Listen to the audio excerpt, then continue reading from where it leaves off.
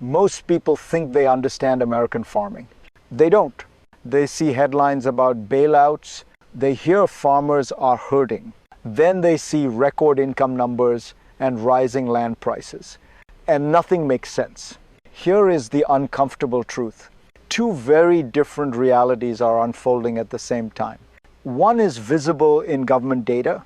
The other is felt in farmers' bank accounts. And the gap between those two realities is widening. Trade wars didn't just change prices. They quietly rewired incentives. They reshaped who survives, who struggles, and who controls the land. What looks like strength at the top can hide fragility underneath. And what looks like crisis can mask long-term decline. If you care about food prices, land ownership, or economic security, this story matters to you. Stay with me. Because once you see the mechanism behind the numbers, you can't unsee it. And what comes next may define US agriculture for a generation. To understand what's happening, we have to be precise about the problem.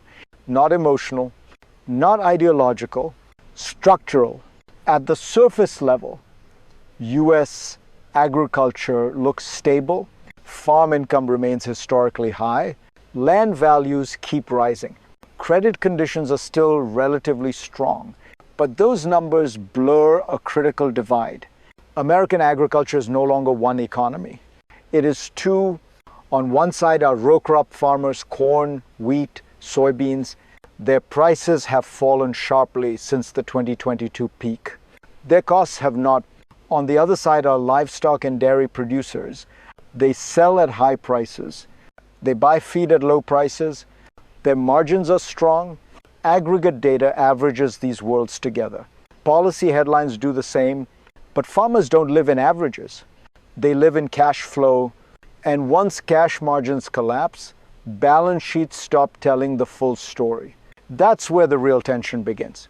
Because this split didn't happen by accident. It was engineered slowly by policy, markets, and trade shocks. And to see how, we have to go backward before we can move forward. The roots of this divide go back further than the latest trade war. They sit inside cycles most people stop watching. After 2022, global commodity prices rolled over, not because farmers became less productive, but because supply surged faster than demand adjusted. Corn, wheat, soybeans, all came down from historic highs. At the same time, something didn't reset. Input costs stayed elevated. Energy prices fell, but not enough. Fertilizer prices came down, but far less than crop prices did. That mismatch mattered. For decades, farm profitability depended on a simple equation. High prices offset high costs, or low prices were cushioned by low costs. This time, neither condition held. Meanwhile, global trade flows were quietly shifting. China imposed retaliatory tariffs. Exports slowed. Markets became unreliable. And when markets become unreliable, farmers plant defensively. They sell earlier. They accept lower prices. Livestock producers benefited from this shift. Cheap feed lowered their largest expense. Crop producers absorbed the shock. Policy softened the blow, but only partially. Because history shows something crucial. Support programs stabilize balance sheets. They do not restore market power. And that distinction sets up the first real breaking point. The first rupture didn't come quietly. It came with tariffs.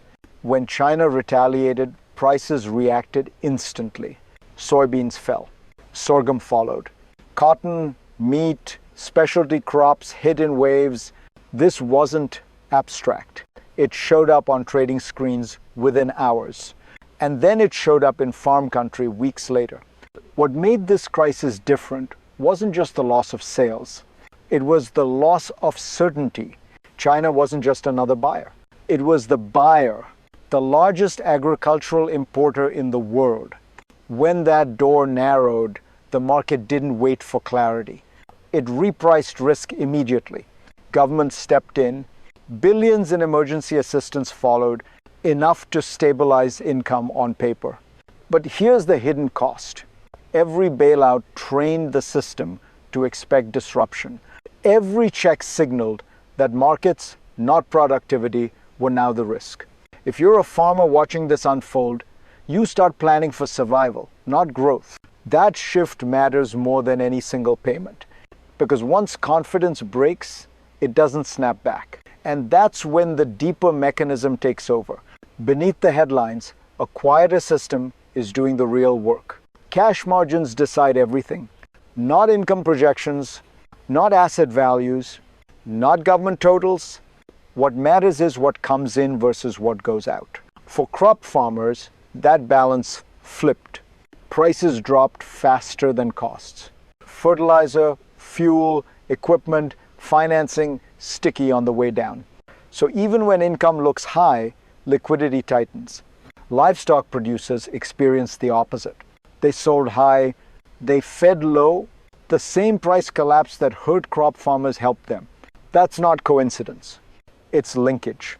Modern agriculture is an integrated system. One sector's pain is another's advantage. Government payments masked this imbalance. They lifted aggregate income. They propped up land values, but they also changed behavior. Land became a financial asset first, a productive asset second. As values rose, entry became harder. Young farmers leased instead of owned. Absentee ownership expanded quietly. Policy didn't cause this shift alone, but it accelerated it. And once agriculture becomes capital-driven instead of margin-driven, the rules change. That sets the stage for the second rupture. The second rupture wasn't about prices. It was about position. During the trade war, the US didn't just lose sales, it lost share. When China stepped back, someone else stepped in. Brazil, other South American producers, they didn't wait. They expanded acreage, they invested, they locked in relationships. Markets hate uncertainty. And China adjusted accordingly. Before the trade war, the US and Brazil split China's soybean market almost evenly. After it, Brazil dominated. The US shrank. That loss didn't reverse when prices stabilized, because supply chains don't reset easily. Once a buyer rewires logistics, contracts, and timing, they don't come back out of loyalty. They come back only if it's cheaper or safer. At the same time, trade frictions spread. Canada, shelves emptied. Boycotts replaced tariffs. Exports stalled. Imports kept rising. Suddenly, the US was staring at a growing agricultural trade deficit. Not because farmers stopped producing, but because the system around them changed faster than policy could react. And when trade becomes unreliable, the costs don't stop at the farm gate. They move downstream, straight to you. Now the story reaches you.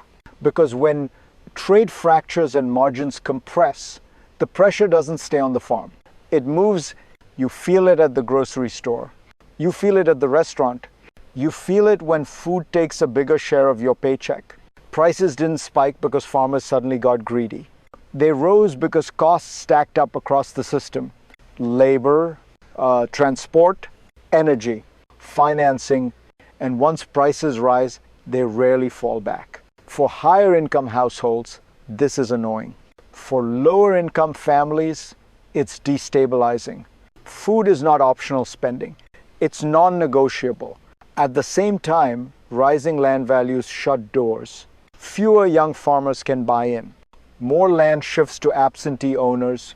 Production becomes less personal, more financial. That changes rural communities. It changes who stays. It changes who leaves. And when agriculture loses its human base, resilience weakens.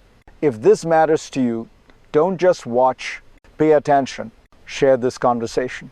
Because what happens next doesn't just affect farmers. It reshapes the economy you live in. Zoom out, and the pattern becomes global. Agriculture doesn't just feed people. It anchors geopolitics. When the US becomes an unreliable supplier, Buyers don't complain. They adapt. China diversified. Brazil expanded. Others followed.